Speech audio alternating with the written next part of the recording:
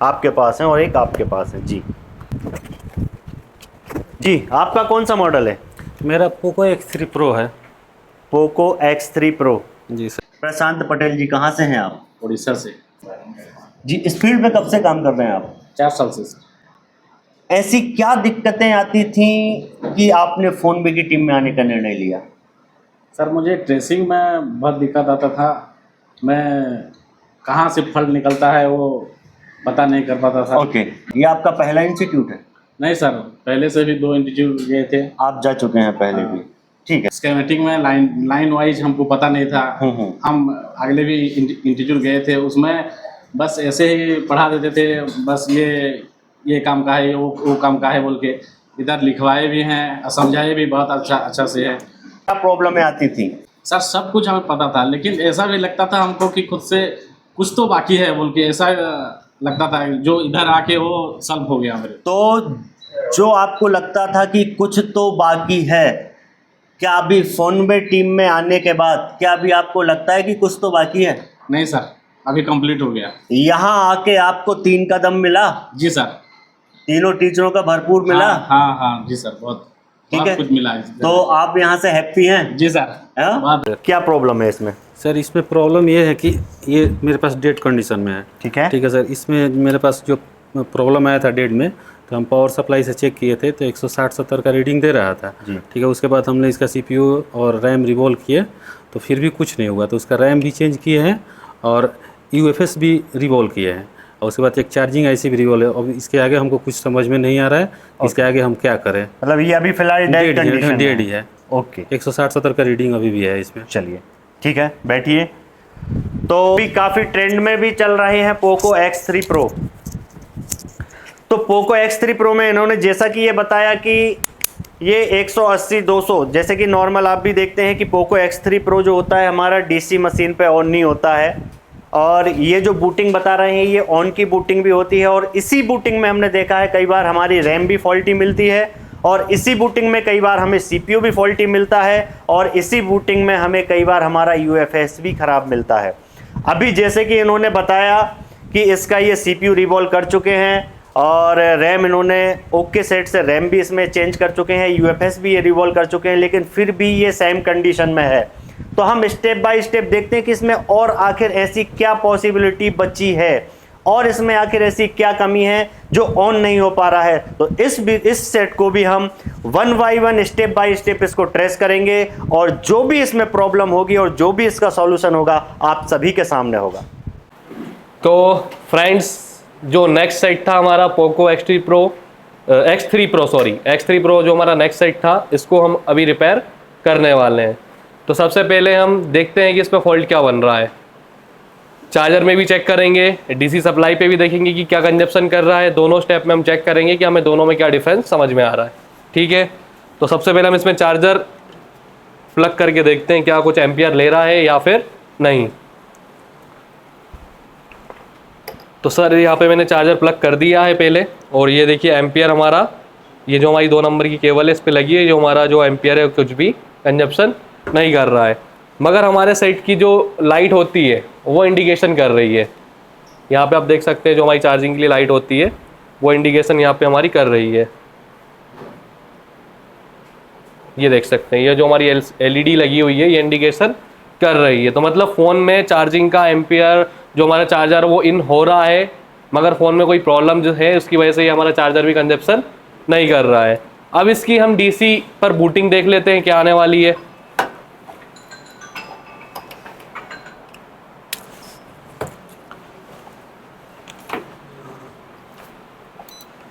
DC का हमारा जो वोल्टेज है 4.2 वोल्ट है, और जो एम्पियर है वो हमारा 5 है। ठीक है। केबल को कनेक्ट करते हैं, और ओनली फॉर मैंने मदरबोर्ड ही अभी जो हम DC सप्लाई को ऑन करते हैं, जो हमारी DC सप्लाई थी वो कुछ ऑटोमेटिक 11-12 की पल्स हमारी ऑटोमेटिक ले रही है। ठीक है। अब साइड में कनेक्ट करके देखते हैं और चेक करते हैं क्या कुछ बूटिंग ले रहा है क्या। तो यहाँ से आप देख सकते हैं 174, 220, 220 के समथिंग हमारी जो बूटिंग है वो फ्लैक्चुएशन में आ रही है। तो इस बूटिंग में तो हम सेट को ऑन मानते हैं। पोको X3 में जितने भी टेक्नीशियन रिपेयर करते हैं CPU वगैरह रिवॉल्व करने के बाद इस बूटिंग में वो साइट को ऑन मानते हैं। तो ठीक है, ये बूटिंग हमारी सॉर्टिंग की वजह से आ रही है या फिर हमारा जो CPU है वो फॉल्टी हो गया है, क्या है? सबसे पहले इससे हम सॉर्टिंग फाइंड करेंगे, उसके बाद इसका हम पोर्ट बनाकर भी चेक करेंगे कि हमारी PC में इसका पोर्ट आता है या नहीं आता है, ठीक है, या ऑटो पोर्ट है या हमें बनाना पड़ता है, वो हम स्टेप बाय स्टेप चेक करेंगे। तो सबसे पहले जो हमारे फर्स्ट स्टेप होती है, आई स्कैनिंग करी है, उसमें से हमें एक दो कंपोनेंट्स हैं जो सस्पेक्ट में है, तो उनको हम वेरीफाई करने वाले हैं। तो सबसे पहला तो जो हमारा CPU के पास ये लगा हुआ एक रजिस्टर, इसके बगल में कैपेसिटर मिसिंग है। तो आप देख सकते हैं 3 कंपोनेंट हमारे हार्डवेयर सॉल्यूशन में भी NC है और जो हमें मदरबोर्ड में भी NC है। उसके बाद एक कैपेसिटर लगा हुआ है, वो हमारा यहाँ पे NC पाया गया है। हालांकि लाइन देख के लग रहा है तीनों कैपेसिटर एक ही लाइन के हैं, कनेक्टेड दिख रहा है। हाँ, लग तो मुझे भी रहा है। एक हमारा ये NC है, उसके अलावा और मैं आई स्कैनिंग आसपास और कर लेता हूँ। और बाकी आप जो बोल रहे हैं यहाँ का सारा कंपोनेंट्स का ग्लू भी कटा हुआ है और प्रॉपरली सोल्ड भी है। रेफरेंस वाले कैपेसिटर आपको देखने को मिलेंगे तो वो इस टाइप के मिलेंगे कि एक जगह से दूसरी जगह उनका कनेक्शन नहीं रहेगा और एक के अलावा अदर कैपेसिटर भी नहीं रहेंगे। तो इसमें तो साफ साफ दिख रहा है कि 3 कैपेसिटर एक साथ कनेक्टेड हैं। तो अभी हमें इस पर टारगेट नहीं करना है। रैम भी सर प्रॉपर इंस्टॉल है, हमारी जो दिख रही है यहाँ से एकदम बराबर इंस्टॉल दिख रही है, ठीक है।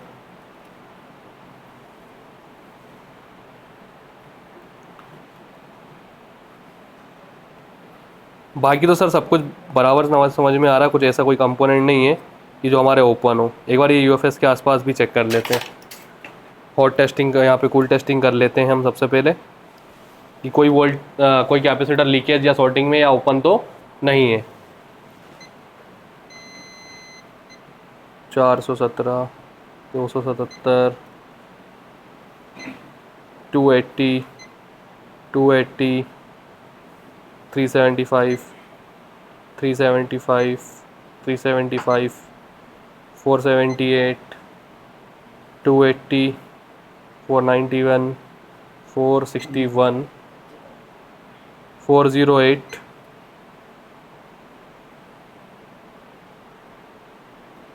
767।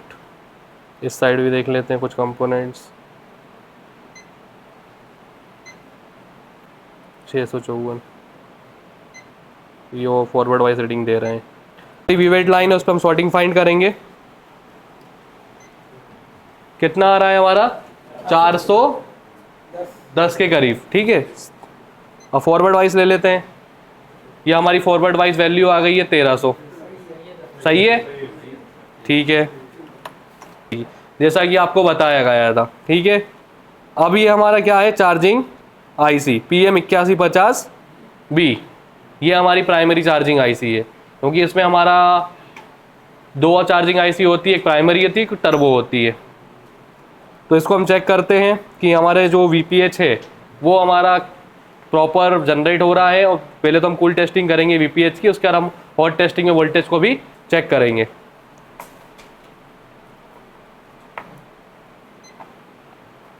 ये हमारा ग्राउंड है और इस साइड हमें कितनी रीडिंग मिल रही है? 299, 300 रीडिंग, 300 की डायोड रीडिंग हमें यहाँ पे मिल रही है, ठीक है। फॉरवर्ड वाइज चले जाते हैं।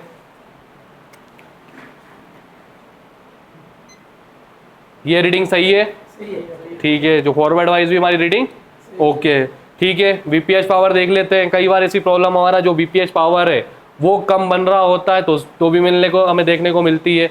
तो सबसे पहले हम VPH पावर भी चेक कर लेते हैं। सब बोर्ड का बत्ता फ्लेक्स कनेक्ट करते हैं।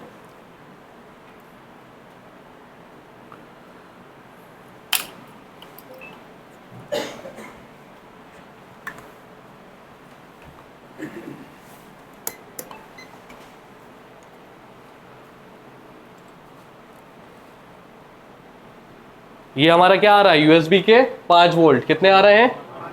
USB के 5 वोल्ट। अब इसको हम चेक कर लेते हैं VPH पावर। तो मतलब हमारा जो USB का कनेक्शन था वो हमारी IC तक पहुंच रहा है।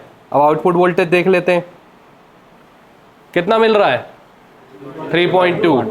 जितना मिलता है उतना हमारा सफिशिएंट है।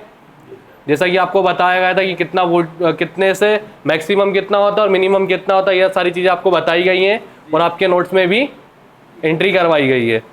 तो सर इसका कूल टेस्टिंग ओके है, हॉट टेस्टिंग में VPH पावर की रीडिंग भी ओके है। तो नेक्स्ट स्टेप में सबसे पहले हम इसका पोर्ट देख लेते हैं, क्योंकि जो बूटिंग ले रहा है वो फ़ोन ऑन की ले रहा है।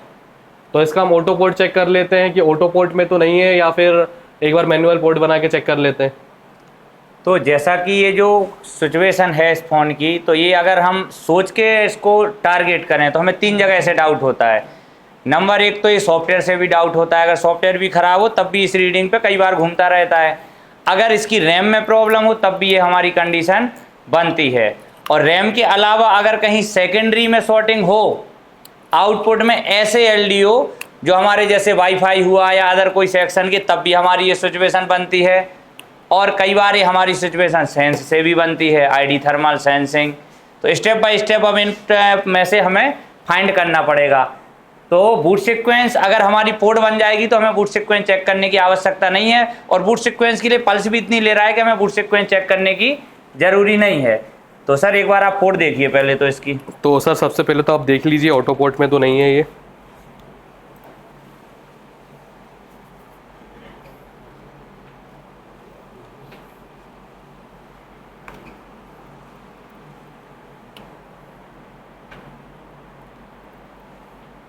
अभी ये कोई ऑटो पोर्ट भी, जैसा कि आपको स्क्रीन पे शो हो रहा है, कोई ऑटो पोर्ट भी नहीं ले रहा है। अभी हम इसके टेस्ट पॉइंट है, जो हमारे EDL के टेस्ट पॉइंट होते हैं फोर्स बूट के, वो हम इस पे प्रेस करके चेक करेंगे कि उससे हमारा जो पोर्ट है आता है कि नहीं आता है। यहाँ पे हमने इसके जो EDL बटन थे वो दबा दिया है। छोड़ दो।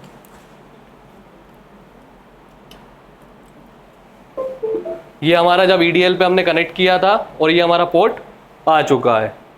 तो अभी हम लगभग ये समझ सकते हैं कि जो हमारा बूट सीक्वेंस था, अगर उसमें से किसी वोल्टेज में शॉर्टिंग होती या वो कोई वोल्टेज लीकेज होता तो हमारा पोर्ट में हमें नहीं मिलता हमें। तो हमारा ये बूट सीक्वेंस है वो हमारा बिल्कुल ओके है। इस चीज़ से आप एक चीज़ और टारगेट कर सकते हैं, अगर इसमें ऑटोमेटिक डायरेक्ट पोर्ट आ रहा होता तो एक चांस हमारा UFS इसका या रैम डिस्कनेक्टिविटी या उसकी किसी लाइन में शॉर्टिंग या कोई वोल्टेज ब्रेक होने का भी कारण बन सकता था। लेकिन अभी सोचने वाली बात यह है कि पोर्ट EDL लगाने के बाद बन रहा है। पोर्ट EDL लगाने के बाद बन रहा है तो हम नॉर्मली सिर्फ रैम वगैरह की शॉर्टिंग देख लेंगे, और सबसे पहले हमें बैटरी कनेक्टर की रिक्वायरमेंट देखना चाहिए। किसके हिसाब से? इस फॉल्ट के टारगेट से। यानी डायरेक्ट पोर्ट बने तो हमें कहीं और चेकिंग करना है उस हिसाब से, अगर EDL के थ्रू पोर्ट बन रही तो हम किसी और हिसाब से चेक करेंगे। तो अभी हमारा EDL दबाने के बाद पोर्ट बन रहा है, तो नॉर्मली एक बार हम UFS वगैरह के जो कैप होते हैं उनके देख लेंगे कहीं कोई वोल्टेज की लाइन शॉर्टिंग तो नहीं है। अगर वो हमें सारी चीज़ ओके मिलती है तो ये मैनुअली पोर्ट बनानी पड़ रही, ऑटोमेटिक नहीं है, इसीलिए फिर हम ID थर्मल और बैटरी कनेक्टर की ही रिक्वायरमेंट पहले हमें देखनी होगी। एक लाइन का देखिए, ये कनेक्शन अलग है इसका, ये रजिस्टर के बाद यहाँ पे भी पॉइंट है, इससे भी आगे लाइन जा रही है। दूसरे का ये अलग है, 2 पॉइंट, नीचे का तीसरा अलग है और चौथा अलग, यानी चारों जो हमारे पॉइंट थे चारों के चार अलग अलग इसमें दिए हुए हैं। और साथ में जो K40 5G का हमने स्कीमेटिक खोला है तो जैसा अपन ने पहले पढ़ा था इसमें भी दिया हुआ है। देखो क्या क्या दिया हुआ है। पहले तो यहाँ से हमारा जो B-बैट की लाइन आई है, 2 सेंस की लाइन उसमें से गई हुई हैं, 2 सेंस की लाइन इसमें से है। इसके अलावा जो हमारा ग्राउंड है, ग्राउंड में से 1 सेंस का लाइन दिया गया है, और जो हमारी अदर सेंस की लाइन है BS plus and BS minus, ये भी हमारी मतलब कनेक्टिविटी में होना बहुत ज़रूरी है। तो इन चीज़ों को अभी हम कैसे वेरीफाई करेंगे? पहले तो हम ये देखते हैं कि हमारा कनेक्टर अभी हमारे लिए क्या है, बिडमैप अवेलेबल है उसका, कोई दिक्कत नहीं, हम स्कीमेटिक इसका यूज करेंगे, बिडमैप उसका यूज कर लेंगे तो हमारा काम हो जाएगा। तो पहले यहाँ पे सर इन चारों पॉइंटों की जरा कूल टेस्टिंग करके बताइए आप पहले तो। ठीक है।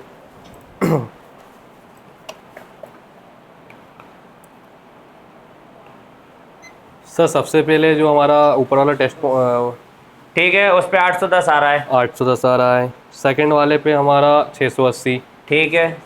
इसके नीचे वाले पर 723, ठीक है। और नेक्स्ट पर हमारा 81, और साथ में भी मतलब शॉर्टिंग में ये ग्राउंड आ रहा है, कौन सा वाला है? ये नीचे ये वाला। हाँ।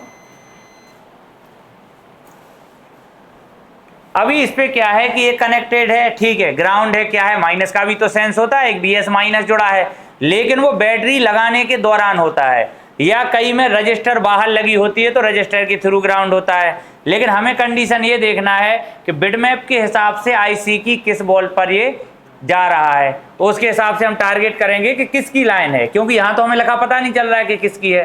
ठीक है, और अगर हम इसका हार्डवेयर सॉल्यूशन खोलेंगे तब भी वहाँ आईडी थर्मल ही अकेला दिखाया गया है।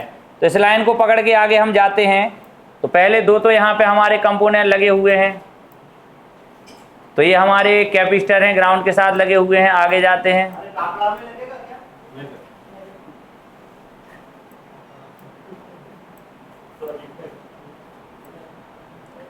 ए लाइन हमारी आईसी की भी इस बॉल पे आई, उस पर भी कोई इन्होंने नाम नहीं दिया, कोई दिक्कत नहीं।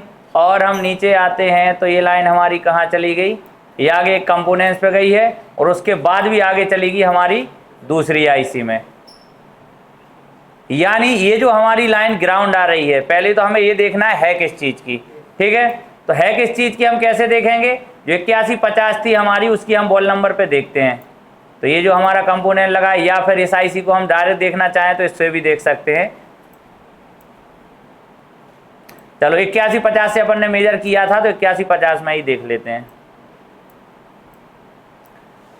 8150 पहले तो हमें ये देखना पड़ेगा ये बिटमैप ओके है या नहीं है। तो कितना आया 59।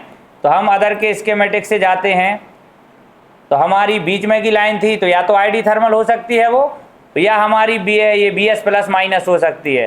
तो इसको भी हम वेरीफाई करने के लिए क्या करेंगे, हार्डवेयर सॉल्यूशन में इसका चार्जर डाटा खोल लेंगे, तो हमें आईडी थर्मल वाली लाइन क्लियर हो जाएगी कि वो आईडी थर्मल है या BS प्लस माइनस है।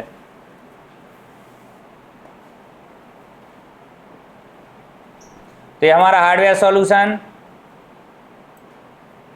देखिए ये लाइन यहाँ पे इन्होंने बनाई हुई है। ये जो लाइन आई है BS प्लस, ये हमारी BS प्लस की लाइन है। तो पहला तो इसके नाम के हिसाब से भी BS माइनस वो हमारी रजिस्टर के थ्रू जब वो सेंसिंग बनेगी, लेकिन BS प्लस पे तो ग्राउंड किसी भी कंडीशन में नहीं आना चाहिए, इस पे हमारा ग्राउंड नहीं आना चाहिए। और हार्डवेयर सॉल्यूशन में इन्होंने ये लाइन भी दिखाई हुई है। तो ये हमारा देखो, एक तो पहले क्या लगा है डायोड, ये डायोड भी शॉर्ट हो सकता है। इसके अलावा हम आगे जाएंगे इस लाइन को पकड़ के, तो यहाँ पर दो कंपोनेंट्स लगे हुए हैं, और कंपोनेंट्स के बाद जैसा कि उसके स्कीमेटिक में दिखा रहा था दूसरी लाइन गया है, और बिटमैप में भी दिखा रहा था। तो बिटमैप में आया है, इसके बाद गया इधर, और इसके आगे जो हम लाइन पकड़ के आए ये आया हमारा 8150 आईसी में। तो सर पहले तो इसी लाइन को आप वेरीफाई करिए, ये कंपोनेंट लगाए क्या है उसमें। सर ये कंपोनेंट्स तो हमारे अंदर लगे, तो इसके लिए हमें सील्ड ओपन करना पड़ेगा। अच्छा, सील्ड के नीचे है सब। हाँ,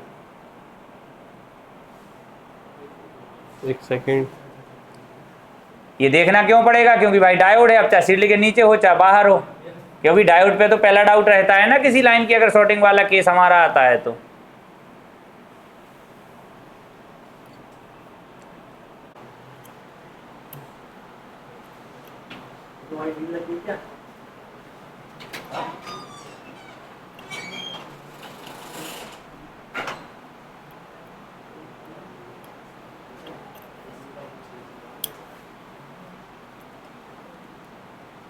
सर सिर्फ जिना डायोड लगा है, कैपेसिटर तो वहाँ पे एनसी है। हाँ, कैपेसिटर एनसी है, तो इसको रिमूव कर देंगे जिना डायोड। लाइन में रीडिंग लो आ रही, इसलिए एक बार इसे रिमूव करना चाहिए। ठीक है, इसको रिमूव कर थोड़ा सा नीचे करके दिखा ना कहाँ लगा है। अच्छा, और नीचे आधा काटा है, हाँ यही है। इसको रिमूव कर दिया मैंने। अब चेक करिएगा एक बार रीडिंग। 81 ही आ रहा है। 81 ही आ रही है जी, वो डायोड आगे देखना जरा, आगे और ये लाइन गई है यहाँ पर 8150 के आसपास। अब ये दो आईसी में जा रही है ना यहाँ से। हाँ, अब वो दोनों ये दो रजिस्टर लगे हुए हैं, यहाँ चेक करिए आप इसको। अगर हम ये रजिस्टर उठा के निकाल के देखेंगे तो हमें ये कंफर्मेशन मिल जाएगा कि इस आईसी से लाइन फॉल्टी है कि इस आईसी से लाइन फॉल्टी है। ठीक है, देखिए पहले रजिस्टर, तो वो रजिस्टर हमारे ये थे, ये वाले थे। अगर इन रजिस्टर की हम बात करें तो ये आईसी में, ये डायरेक्ट सीधा इस आईसी में कनेक्शन हमारा गया हुआ है। तो इस रजिस्टर से यही वेरीफाई हो जाएगा कि इस साइड शॉर्टिंग है या हमारी 8150 की तरफ शॉर्टिंग है। जो उस साइड वाला था वही हमारा है ना, जो इस साइड एक ही रिमूव किया है मैंने। हाँ, यही वाला था। हाँ ठीक है, देखिए अब रीडिंग की क्या पोजीशन एक साइड तो हमें 490 वाट मिल रही है, किस तरफ है, आईसी की तरफ है इस साइड? नीचे वाले, हाँ इसी आई नीचे जिसका अच्छा आपने नीचे अभी की click तरफ, किया, हाँ तो ये तो 8150 की तरफ है, तो यानी 8150 ओके है उस साइड। ठीक है। अब BQ वाली साइड हमारा फुल शॉट आ रहा है अच्छा उस साइड फुल शॉट आ रहा है जी। यानी इससे हमारा टारगेट हो गया कि फाइनली जो दिक्कत है वो हमारी टर्बो चार्जिंग के अंदर है। तो टर्बो चार्जिंग के अंदर अगर एक प्रॉब्लम है तो हमने एक कनेक्शन काट दिया, टर्बो को हमें निकालना भी पड़ेगा, लेकिन एक चांस हमने कनेक्शन कट गया तो एक बार हम इसे चेक कर सकते हैं। ठीक है, तो एक बार जरा इस कंडीशन में चेक करेंगे, और अगर इसके बाद अगर हमारी अगर सेम वही प्रॉब्लम है तो पहले तो ये शॉर्टिंग क्लियर हमें करना बहुत जरूरी है।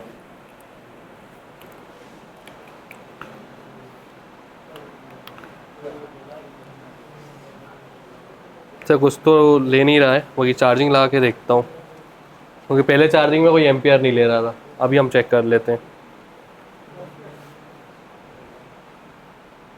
चार्जर सर एम्पियर तो लिया है मगर फ्लैक्चुएशन में, 1 एम्पियर लेके ड्रॉप किया, फिर 0.1 पे स्टॉप हो गया। ठीक है, तो फिर वो आईसी निकालिए पहले आप, आता है, लेकिन सवाल यह है BS+ है, इसको किसी कंडीशन में ग्राउंड नहीं होना चाहिए।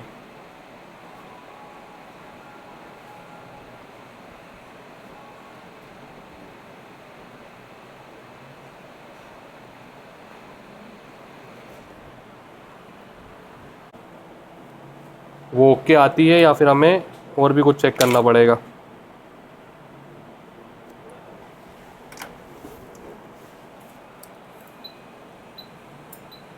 आईसी का नॉर्थ पॉइंट ऊपर वाली साइड था हमारा,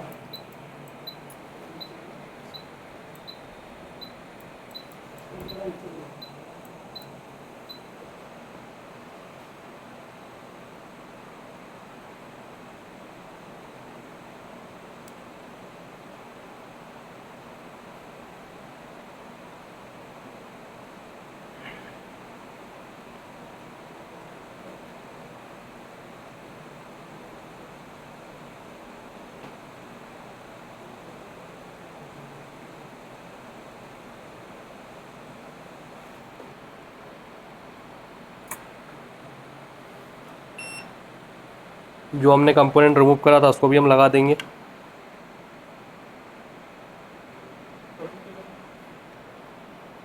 आ गया।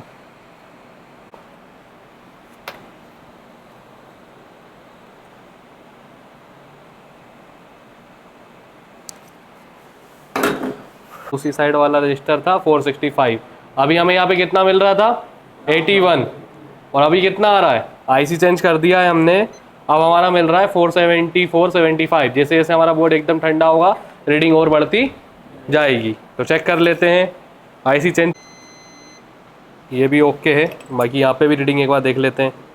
यहाँ पे जो हमारा कनेक्टर था ये देखिए 490, और जो इस साइड था जो देखा था 660 के करीब आ रहा है।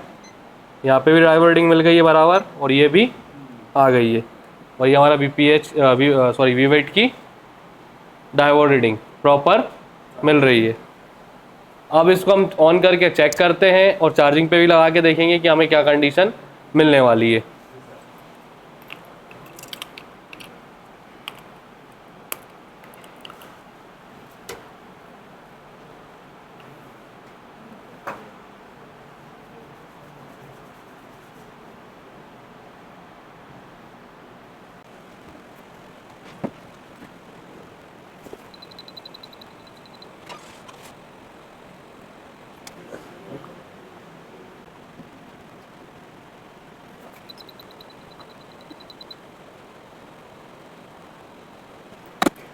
ठीक है, तो फ्रेंड्स अभी इसका हमने CPU और रैम डबल से रिवॉल्व करके लगाया है, ताकि इसका जो कुछ पॉइंट थे रैम के वो प्रॉपर इंस्टॉल नहीं थे। तो उस कन्फ्यूजन में मैंने CPU भी रिमूव करके डबल से CPU और हमारा रैम था प्रॉपर इंस्टॉल कर दिया है। अब इसको हम ऑन करके चेक करते हैं कि हमारा सेट कम्प्लीटली ऑन होता है या फिर कोई प्रॉब्लम बाकी है।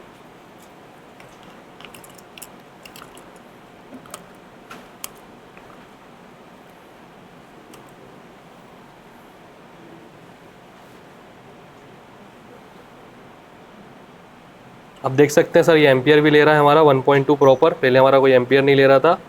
और अभी हमारा थोड़ा बैटरी का जो वोल्टेज है वो 3.2 2 था, तो उस वजह से हमारा अभी बैटरी इसमें डिस्चार्ज है।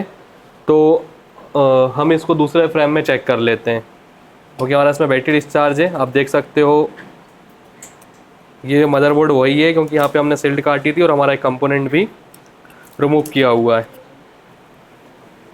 आप इसको देख सकते हो, जहाँ से हमने सिल्ड काटी थी वहाँ से हमने एक जिनर डायोड रिमूव किया था, तो ये सिल्ड भी कटी हुई है।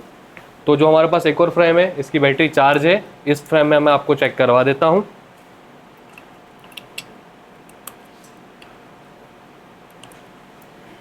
सबसे पहले मैं चार्जर इंसर्ट करता हूँ। तो आप देख सकते हैं यहाँ पे जो चार्जर का एम्पियर था प्रॉपर लिया है इसने 1.2 1.3, और यहाँ पे हम देखते हैं इसको।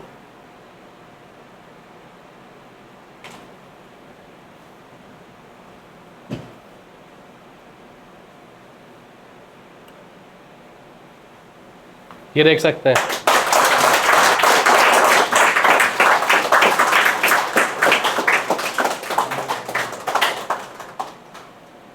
क्या प्रॉब्लम थी सर, थोड़ा एक्सप्लेन करेंगे? सर सबसे पहली प्रॉब्लम तो हमें जो सर ने बताया था सिस्टमेटिक डायग्राम के हिसाब से, हमारी जो बैटरी के सेंस की लाइनें थी, एक फॉल्ट तो हमें वहाँ से मिला था। और जो सेकंड प्रॉब्लम ये थी कि जो इन्होंने स्टूडेंट ने हमारा जो सीपीयू रिवॉल्व किया था वो एकदम प्रॉपर होके नहीं लग पाया था। उसमें कुछ जो रैम्स थे हमारे, रैम प्रॉपर इंस्टॉल नहीं हो पा रही थी, तो उसकी वजह से हमारा ये साइट डेड था। और जो इनके पास फॉल्ट आया था वो था, जो कस्टमर ने इनको जब साइट दिया होगा उस समय इनकी जो लाइन की फॉल्टी थी वो थी हमारी सेंस लाइन से।